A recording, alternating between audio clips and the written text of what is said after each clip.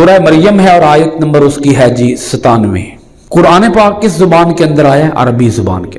اللہ پاک بتاتا ہے کہ ہم نے اے پیارے پیغمبر ہم نے اس کو عربی میں کیوں اتارا ہے۔ فَإِنَّمَا يَسَّرْنَاهُ بِلِسَانِكَ، اے پیارے پیغمبر صرف اس لیے ہم نے آسان کر دیا قرآن کو آپ کی زبان میں اتار کر، قرآن کو آپ کی زبان میں اتار کر ہم نے اس لیے آسان کیا ہے لِتُبَشِّرَ بِهِ الْمُتَّقِينَ، تاکہ آپ خوشخبری سنائیں، مژدہ سنائیں اس سے پرہیزگاروں کو، اس قرآن کے ذریعے پرہیزگاروں کو خوشخبری سنائیں۔ وَتُنذِرَ بِهِ قَوْمًا لُدًّا، اور ڈرائیں اس کے ذریعے اس قوم کو جو بڑی جھگڑالو ہے، جو اللہ تعالیٰ کی نافرمان ہے۔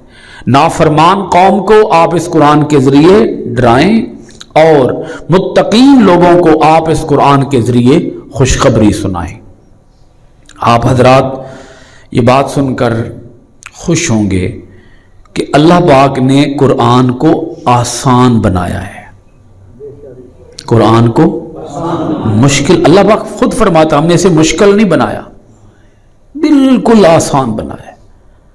اب اگر کوئی کہے کہ نہیں جی مجھے اس کی سمجھ نہیں آتی، قرآن مجید کو اللہ پاک فرماتا ہے کہ ہم نے عربی زبان میں اتارا۔ اے پیارے پیغمبر، اللہ مخاطب تو اپنے محبوب سے ہے کہ اے پیارے پیغمبر ہم نے اسے آپ کی زبان میں اتارا ہے، تو ہمارے نبی کی جو زبان ہے اس سے ہمیں پیار ہونا چاہیے نا جی، ہمیں کچھ نہ کچھ تو عربی آنی چاہیے۔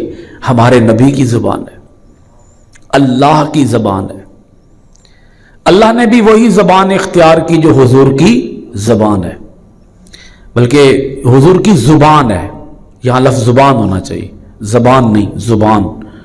اے پیارے پیغمبر ہم نے اسے آپ کی زبان میں اتارا، عربی لینگویج میں اتارا، تاکہ آپ اس کے ذریعے لوگوں کو خوشخبری بھی سنائیں اور آپ اس کے ذریعے لوگوں کو ڈرائیں بھی، اہل ایمان کو خوشخبری سنائیں اور اہل کفر کو آپ ڈرائیں۔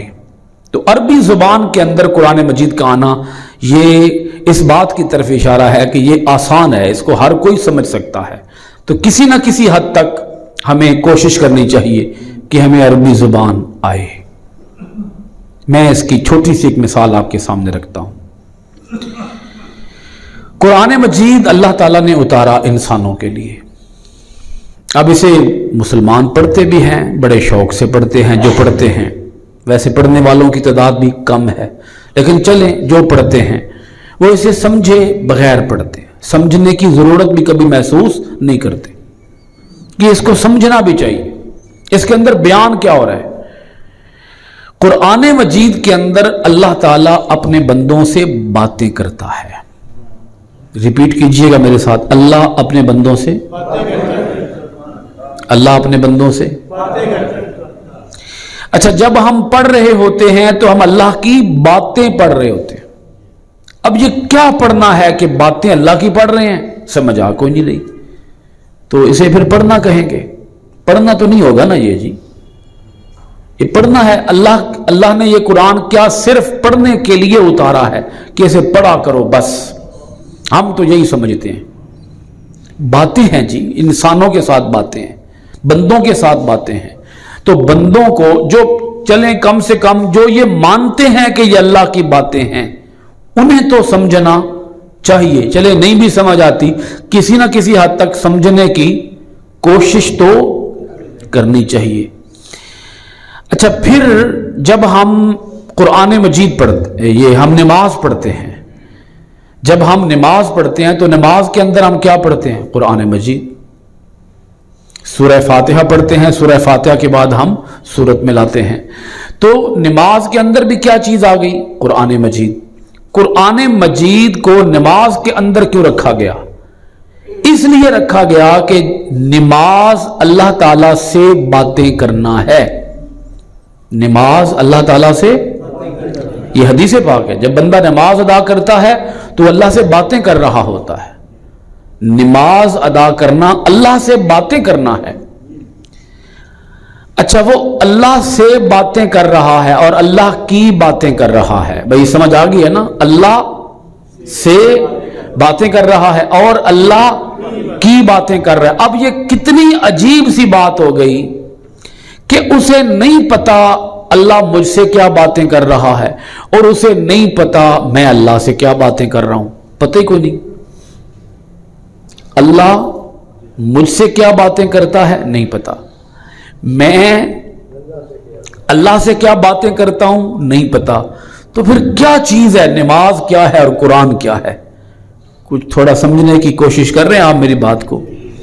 جی، قرآن پڑھنے کا مطلب باقی کیا رہ جائے گا؟ پھر نماز پڑھنے کا مطلب کیا باقی رہ جائے گا؟ میں پھر بولتا ہوں، اس بات کو ذرا ریپیٹ کرتا ہوں، نہیں پتا اللہ مجھ سے کیا باتیں کر رہا ہے، میں نماز پڑھ رہا ہوں، نہیں پتا میں اللہ سے کیا باتیں کر رہا ہوں، وہ کیا ہے؟ وہ نماز کیا ہے؟ اس نماز کا مقصد کیا رہ جائے گا؟ اس کی غرض و غایت کیا رہ جائے گی؟ اب دیکھیں نا، آپ کسی سے بات کریں، آپ کو پتہ ہی نہ ہو کہ آپ بات کیا کر رہے ہیں، تو وہ بات ہوگی کیا کوئی؟ پھر پتہ ہی کوئی نہیں میں بات کیا کر رہا ہوں۔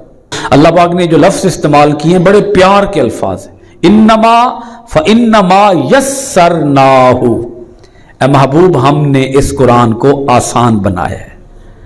کیسے آسان بنایا ہے؟ بلسانکا، آپ کی زبان کے اندر اتار کر۔ اے محبوب ہم نے اس قرآن کو آسان بنایا ہے، کیا کر کے؟ آپ کی زبان کے اندر اتار کر، کیونکہ جو آپ کی زبان ہے قرآن بھی اسی کے اندر ہو۔ جی، کسی اور زبان سے آپ کو بات سمجھنی نہ پڑے، آپ کی زبان کے اندر ہی آپ کو بات کی سمجھ آ جائے۔